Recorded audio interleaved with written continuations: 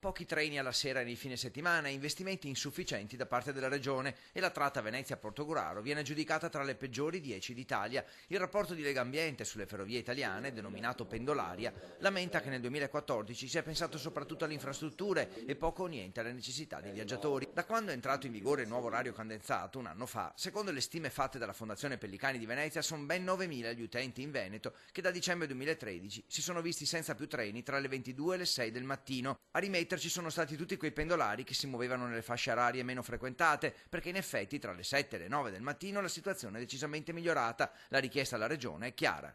Investire su questo, quindi metterci delle proprie risorse. Con queste risorse si possono, da un lato, razionalizzare l'offerta dell'orario cadenzato che non è affatto adeguata, intervenire nelle fasce dove ci sono dei vuoti che vengono richiesti. Venezia-Portogruaro si è vista cancellare 25 treni nel periodo natalizio. Nei giorni lavorativi c'è un treno ogni 30 minuti e la domenica uno ogni 2 ore. E se si parla di città metropolitana, com'è possibile, chiede Legambiente, che tra Mestre e Spinea, 8 km di distanza, l'ultimo treno sia alle 20:26? Per arrivare a Venezia nei giorni festivi prima delle 7:18 non è possibile. Per i centri minori addirittura, quindi Fossalta, Meolo, Ceggia, il primo treno che arriva a Venezia addirittura alle 8:56 nei giorni festivi. Difficile anche la situazione in montagna. Da Venezia a Calalzo ci si mette 30 minuti in più col nuovo orario e l'ultimo treno parte da Padova alle 21:30. Non va meglio le linee a cavallo tra Veneto e Friuli Venezia Giulia. Disagi sono registrati nel tratto Casarsa-Portogruaro. Gli amministratori chiedono più coordinamento per i comuni che si trovano sul confine. È grave la mancanza di coordinamento tra le due regioni,